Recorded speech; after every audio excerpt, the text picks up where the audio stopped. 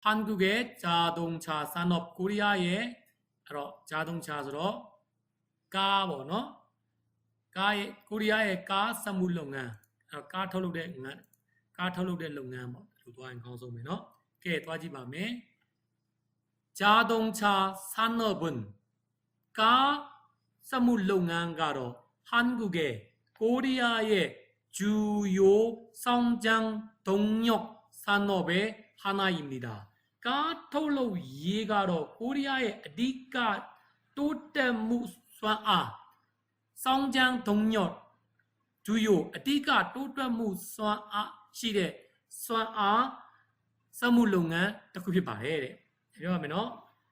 까톨로 예 사물농안가로 코리아의 어디가 또때무 수아 사물농안이 대가 특히 봐야 다 사라인도라와 러시아 나라에 비하면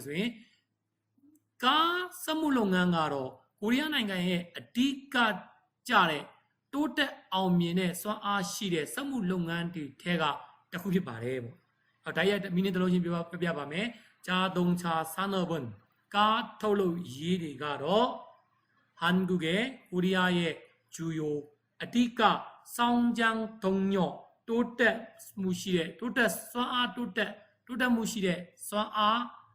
ရှိတဲ့ 산업의 하나입니다. 선물농간이 대가 특급이 바래. 또때무 수아시대 선물농간이 대가 특급이 바래. 해로도 하면은 까톨록대 농간가로 코리아의 또때때 수아리 시대 선물농간이 대가 특급이 바래. 한국은 코리아가 더 수출 중심으로 템포신 어디가 핀 자동차 산업을 까톨록대 농간고 꾸준히 센서맵에 발전시켜 또대အောင် လုပ်လာ ပြီးတော့ 2023 ခုနှစ် 기준 စံနှုန်းထားအရ 세계ကမ္ဘာကြီးရဲ့ အဆင့် 5 1위, 2위, 3위, 4위, 5위 အဆင့် 5의 코리아의ကမ္ဘာကြီးရဲ့ အဆင့် 5의 자동차 생산국이 되었습니다. 까ထုတ်လုပ်တဲ့ နိုင်ငံဖြစ်သွားခဲ့ပါတယ်။နော်ပြန်ပြောပြပါမယ်အစားနဲ့ပြန်ပြောပြမယ်။ကားထုတ်တဲ့လုပ်ငန်းကတော့ကိုရီးယားရဲ့အဓိကတိုးတက်မှုစွမ်းအားရှိတဲ့စက်မှုလုပ်ငန်းတွေထဲကတစ်ခုဖြစ်ပါတယ်။ကိုရီးယားကတော့တင်ပို့ရှင်းတွေကိုအဓိကဖြင့်ကားထုတ်လုပ်တဲ့လုပ်ငန်းကိုအစဉ်ဆက်မပြတ်တိုးတက်အောင်လုပ်လာပြီးတော့ 2023 ခုနှစ်စံသတ်မှတ်ချက်အရကမ္ဘာကြီးရဲ့အဆင့် 5 နော်ပြင်စမမြောက်ကားထုတ်လုပ်မှုအများဆုံးနိုင်ငံဖြစ်ခဲ့တယ် 2023 ခုနှစ် 세계 자동차 시장에 2023 ခုနှစ် ကမ္ဘာကားဈေးကွက်ကြီးရဲ့점유율을ဈေးကွက်ဝေစုကို 보면 ကြည့်မယ်ဆိုလို့ရှိရင် 일본 아메리칸과 아메리칸과 29.1% ဖြင့် 1위 ကမ္ဘာအဆင့် 1 유럽과 24.9% ဖြင့် 2위 ကမ္ဘာအဆင့် 2 3위는 ကမ္ဘာအဆင့် 3ကတော့ 19.9% နဲ့ တရုတ်နိုင်ငံဖြစ်ပြီးတော့ 점유율 외수의 10.5%의 한국은 코리아가로 15.2인 미국의 15.2%의အဆင့် 4 ရှိတဲ့ 미국의 아메리칸의 이어 나우마 셀레비도 다 5위를 차지했습니다.အဆင့် 5ကိုယူခဲ့ပါတယ်အဲ့ပြန်ပြောမယ်နော်ဒီနေရာမှာမျက်စိလဲသွားမယ်နော်ကြာကြည့်ပါဂျပန်က 29.1 နဲ့ကမ္ဘာ 1 ယူရိုပက 24.9 နဲ့ကမ္ဘာနံပါတ် 2 ကမ္ဘာနံပါတ် 3 ကတော့ 19.9 နဲ့တရုတ်ပြည်ကဖြစ်ပြီးတော့ 8.5 နဲ့ကိုရီးယားကတော့ 15.2 ရှိတဲ့အမေရိကန်နံပါတ် 4 ရဲ့နောက် 9 နေရာကိုယူခဲ့ပါတယ်ဆိုပြီးမှ 1 2 3ပြီးတော့ 4ကိုမပြောဘဲနဲ့ 1 2 3 ကိုရီးယားကတော့8.5နှစ်နော်15.2အမေရိကန်ရဲ့နောက်မှာအဆင့်5ယူခဲ့ပါတယ်ချာဂျီဟာတာဆိုတာနေရာဥထားတာချာဂျီဟာရော့စင်မီတာနေရာဥသွားပါတယ်တဲ့ဒါတော့စားတော့မခတ်ပါဘူးเนาะအဲ့တော့ကျွန်တော်တို့တွေပုံမှန်သုံးနေကြစကားမဟုတ်တော့နည်းနည်းလေးတော့ဖတ်ရမှာပေါ့เนาะကဲဒါဆိုရင်ဆရာဖတ်ကြည့်ပါမယ်ဒီတခြားအောင်စိုက်ကြည့်ပါဦးเนาะ자동차 산업은 한국의 주요 성장 동력 산업의 하나입니다. 한국은 수출을 중심으로 자동차 산업을 꾸준히 발전시켜 2023년 기준 세계 5위의 자동차 생산국이 되었습니다. 2023년 세계 자동차 시장의 점유율을 보면 일본이 29.1%로 1위, 유럽이 24.9%로 2위, 3위는 17.9%의 중국이며 점유율 8.5%의 한국은 15.2%인 미국에 이어 5위를 차지하였습니다. 다리가 말해 까지 밤에 한국의 주요 자동차 회사들은 코리아의 아디카짜의 가공니들가로 글로벌 경쟁력을 바탕으로 글로벌에서라 가발롱 사이아 가발롱 아세 신비아이나이 시보이 신비아이나이 소아리고 경쟁력 가발롱 아세 시보이 신비아이나이 소아리고 아디가 가바센미 너 가바 아센미 신비아이 시보이 신비아이나이 소아ဒါမျိုးပေါ့နော်ကိုရီးယားရဲ့အဓိကကြတဲ့ကားကုမ္ပဏီတွေကတော့ global ကမ္ဘာနော်အဆင့်မီစီးပွားရေးရှင်ပြိုင်နိုင်စွမ်းတွေကိုဘာထန်းကိုအခြေခံထားတဲ့ဖြောင်းကျဲယနေ့ခေတ်လက်ရှိအရှင်တွေရဲ့လက်ရှိဖြောင်းကျဲလက်ရှိရဲ့세계 시장에서ကမ္ဘာဈေးကွက်ကြီးထဲမှာကမ္ဘာဈေးကွက်ကြီးမှာ선도적인ကမ္ဘာဈေးကွက်ကြီးထဲမှာ선도적인 우선나인도 역할을 하고 있습니다.အခန်းကဏ္ဍကိုပိုင်ဆိုင်ထားပါတယ်အဲ့တော့ပြန်ပြောမယ်နော် 한국의 주요 자동차 회사들은 코리아의 어디까지의 가공업체들이 글로벌 경쟁력을 알아 그반의 시대 알아 시바이 짜인사인 수완이고 바탕으로 아치칸 타유의 형제 레시 세계 시장에서 그바 시바이 지과지제마 그바 세과테마 선도적인 역할을 하고 있습니다. 우성나인의 칸카나리고 러니에 한국에는 코리아 마가로 현대 자동차 혼다이가 기어 자동차 기아 KIA가 KGM가 한국GM가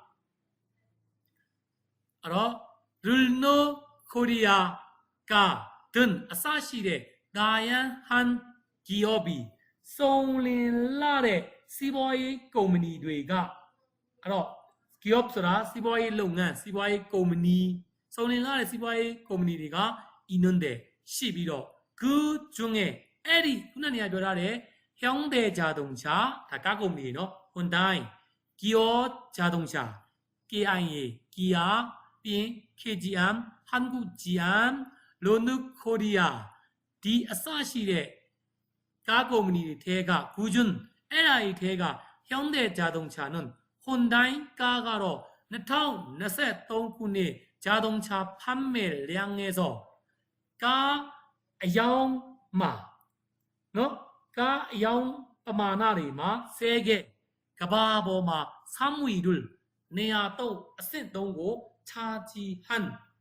내야 우타더 글로벌 글로벌 기업입니다. 그바 시바이 농간집에 피바래. 그러면 시바이노 다ပြောတာပါ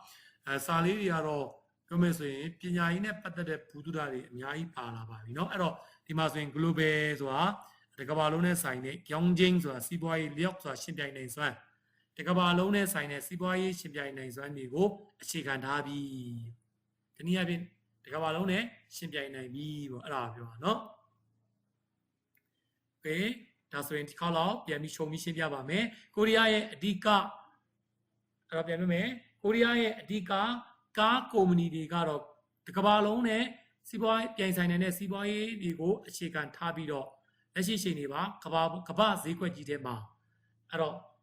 ဥဆောင်သောအခန်းကဏ္ဍကိုပါဝင်လုပ်နေတယ်အဲ့တော့အရေးပါတဲ့အခန်းကဏ္ဍတွေပါဝင်နေတယ်ကိုရီးယားကတော့ခွန်တိုင်းကားတွေကီယာကားတွေ KGM ကားတွေဟန်ဂု GM ကားတွေရိုနုကိုရီးယားကားတွေအစရှိတော့အဲ့တော့အစရှိတော့စီးပွားရေးလုပ်ငန်းတွေကရှိပြီးတော့အဲ့ဒီထဲမှာဆိုရင်ခွန်တိုင်းကားကတော့2023ခုနှစ်ကားရောင်းနဲ့ပမာဏအထဲမှာကမ္ဘာအဆင့်3ကိုကားရောင်းတဲ့နှုန်းပေါ်မှာဖမ်းမဲ့လျံအလျံဆိုတာအရေးအတွက်ပဲထားပါတော့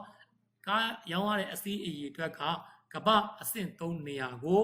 ဥထားပြီးတော့အဲ့တော့ global geopolitical ဥထားတော့အဲ့တော့ကမ္ဘာစီးပွားရေးလုပ်ငန်းကြီးဖြစ်ပါတယ်ချာဂျီဟန်နေရာဥထားတော့ကမ္ဘာအဆင့်3နေရာဥထားတော့ကမ္ဘာစီးပွားရေးလုပ်ငန်းကြီးဖြစ်ပါတယ် global စီးပွားရေးလုပ်ငန်းကြီးဖြစ်ပါတယ်အဲ့တော့ကျွန်တော်ဒီမှာဆိုရင်နည်းနည်းလေး global เนาะ global ဆိုတာကမ္ဘာလုံးဆိုင်ရာเนาะကမ္ဘာလုံးဆိုင်ရာကမ္ဘာအဲ့ဒါမျိုးပေါ့เนาะကမ္ဘာလုံးဆိုင်ရာကဲကျွန်တော်ဆက်လက်ပြီးတော့သွားကြည့်ရအောင်โอเคတော့ပါမယ်เนาะ한국의 자동차 기업들은 코리아의 가 시바이 농간이 가로 시바이 코미니티 가로 최근 레들로마 전기차 리에스가 EV 가리너 도모호 수소차와 같은 하이드로진 가리 로묘 EV 가리 하이드로진 가리 로묘အခုက EV ကားဆိုတာဆရာတို့တွေတက်ခဲနဲ့အသုံးပြုတာနောက်ကြလို့ရှိရင်ရေကိုအသုံးပြုတဲ့ကားတွေထပ်လာမှာเนาะအခုကတော့ EV ကားတွေနောက်ပြီးရင် hydrogen ကားတွေလိုမျိုးချင်း환경ချင်း환경ဆိုတာဂေဟစနစ်နဲ့တဟဇာတာကြတော့ဂေဟစနစ်နဲ့တဟဇာတာကြတော့စကကြီးတွေပေါ့เนาะပို့ပြီးနားလည်အောင်ပြောပြမယ်ဆိုရင်မီးခိုးမထွက်တော့လောင်စာမတုံးတော့ဒါမျိုးပေါ့เนาะတော့ဒီမှာလှလှပဆိုဂီယာစနစ်နဲ့တဟစာရကြတော့ဂျာတုံချာဘုညာအဲကာနေပယ်ဒီမှာဂီဆုလ်ကေပါတဲ့အဲ့တော့ဂျာတုံချာဘုညာအဲကာနေပယ်ဒီမှာအပြန်ပြီးရှင်းပြပါမယ်နော်ကိုရီးယားရဲ့ကားကုမ္ပဏီတွေကတော့လက်တလုံးမှာဆိုရင် EV ကားတွေနော်ဟိုက်ဒရိုဂျင်ကားတွေလိုမျိုးပတ်ဝန်းကျင်နဲ့တဟစာရကြတော့ကားနယ်ပယ်တွေမှာနယ်ပယ်တွေရဲ့နီးပညာကားနယ်ပယ်တွေရဲ့နီးပညာကယ်ပါတဲ့တိုးတက်မှုမှာမာနန်များပြားတဲ့ယင်းနှီးမြုပ်နှံမှုတွေကိုလုပ်ထားတဲ့ထူဂျာရုယင်းနှီးမြုပ်နှံမှုတွေကိုဟာကိုအီစမီတာလုပ်နေကြတယ်ချင်းဟန်ကျောင်းဂီယာစနစ်နဲ့အားစာကကြတဲ့ကားနယ်ပယ်ရဲ့နီးပညာဖြောင်းရှင်းလို့အဲ့တော့စမ်းသစ်မှုတွေကိုဘာထန်းလို့အခြေခံထားတဲ့ဟျောင်းတဲ့ဂျာတုံချာဝါအဲ့တော့ဟျောင်းတဲ့ဂျာတုံချာဝါအဲ့တော့ဟွန်ဒိုင်းကားတွေနဲ့ကီယာဂျာတုံချာနန်ကီယာ KIA ကားတွေကတော့2024ခုနှစ်일본 기를 2024ခုနှစ်ပထမဦးဆုံး3လပတ်2024ခုနှစ်ရဲ့ပထမပတ်ပေါ့နော်ပထမပတ်ဆိုတာ2024ခုနှစ်ရဲ့ပထမ3လအဲ့တော့တစ်လပိုင်း2လပိုင်း3လပိုင်းပဲရှင်းတာနော်2024ခုနှစ်ရဲ့နှစ်စာမှာပထမပတ်မှာ2024ခုနှစ်ရဲ့ပထမ3လပတ်လို့ပြောလိုက်မယ်နော်2024ခုနှစ်ရဲ့ပထမ3လပတ်기준으로စံတမ်းမှတ်ချက်အနေဖြင့်ဂျွန်ဂီချာဖမ်းမယ်လျှက်စစ်ကဖမ်းမယ်ရောင်းတဲ့လျှက်စစ်ကရောင်းတဲ့ဖမ်းမယ်ရှင်းကြောက်ကဲစောအဲ့တော့အယောင်စွမ်းဆောင်မှုလျှက်စစ်ကဖမ်းမယ်ရှင်းကြောက်ကဲစောဖမ်းမယ်ရှင်းကြောက်ကဲစောအယောင်စွမ်းဆောင်မှုမှာဆဲကဲကဘာကြီးရဲ့စာဝီအဲအဆင့်၄တို့အိုရုဂီတို့အစမီတာတက်ခဲ့ပါတယ်또한ပြီးတော့မီးတဲ့ဂျာတုံချာကီဆိုတဲ့အနာကက်ရဲ့ကားနီးပညာတွေရဲ့ 핵심인 အဓိကဖြစ်တဲ့ 자율 주행 기술에 알리오리아 마운의 니비냐리의 연구와 뚜디드나 샤브이신의 개발에도 연구와 개발에도 뚜디드나 샤브이신의 샤브이신 어떨래 연구와 개발 이두배 개발 구대에서는 또대친 뭐너 샤브이 또대친 뭐 다 봐라 샤브이 또대친 말레베 투자를 진임용난 무리고 아끼지 않고 만나면에 뜬도신 몇십에네 아끼지 않고 있습니다. 그럼 나면 뜬도신 몇십이 바부 그래. 그럼 사로 레바에 다 커피 신비야 봐, 너?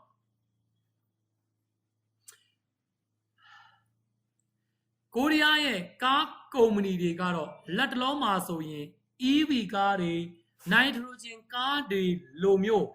그바 기아스네네 타하사라 짜레 까 네페리의 니비냐 또တက်မှုတွေမှာများပြားလာတဲ့ယင်းနှမြုပ်နှံမှုတွေကိုလုပ်ထားပါတယ်အဲ့တော့ဂေဟစနစ်နဲ့ကိုက်ညီတဲ့ကားနယ်ပယ်ရဲ့နီးပညာတွေရဲ့စမ်းသပ်မှုတွေကို EV တို့နိုက်ထရိုဂျင်တို့အဲ့ဒီနီးပညာရဲ့စမ်းသပ်မှုတွေကိုအခြေခံထားတဲ့ Hyundai ကားနဲ့ Kia ကားတွေက2024ခုနှစ်မှာ2024ခုနှစ်ရဲ့ပထမ3လပတ်မှာပထမ3လပတ်စံသတ်မှတ်ချက်အနေဖြင့်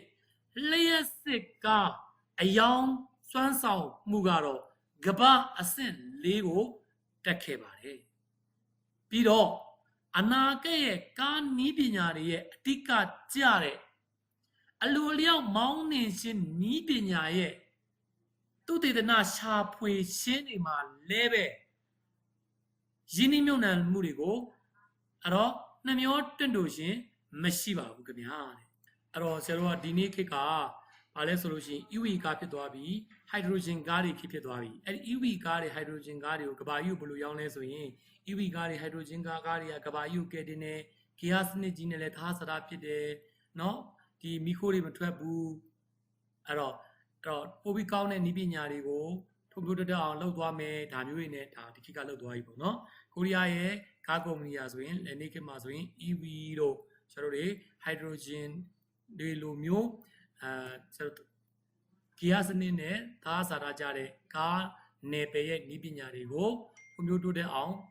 လုပ်ပြီးတော့ဖွံ့ဖြိုးတိုးတက်တဲ့နေရာမှာဖွံ့ဖြိုးတိုးတက်အောင်လုပ်တဲ့နေရာမှာများပြားတဲ့ယင်းနှမြုံနှံမှုတွေကိုလုပ်ထားတယ်အဲ့တော့ဂီယာစနစ်နဲ့တော့သားစာရဖြစ်တဲ့ကားနယ်ပယ်ရဲ့နည်းပညာတွေရဲ့စမ်းသစ်တည်ထွင်မှုတွေကိုအခြေခံထားတဲ့ Hyundai နဲ့ Kia ကားတွေက2024ခုနှစ်မှာ2024ခုနှစ်ရဲ့ပထမ3လပတ်စံသတ်မှတ်ချက်အနေဖြင့်လျှက်စစ်ကားအယောင်စွမ်းဆောင်မှုတွေမှာကမ္ဘာနံပါတ်4ကိုတက်ခဲ့တယ်ပြီးတော့အနာဂတ်ရဲ့ကားနီးပညာတွေရဲ့အဓိကဖြစ်တဲ့အလိုအလျောက်မောင်းနှင်ခြင်းနီးပညာရဲ့သုတေသနတိုးတက်မှုတွေအတွက်လည်းပဲအဲ့တော့ထူးခြားယင်းနှမြုံနှံမှုတွေကိုအာကီဂျီအန်ကိုအစ္စမီဒါအဲ့တော့မနှမျောနေတော့ပါမနှမျောနေပါဘူးတဲ့အဲ့တော့အသုံးပတ်စံတွေအများကြီးသုံးနေပါတယ်လို့ပြောရှင်းတာပါเนาะ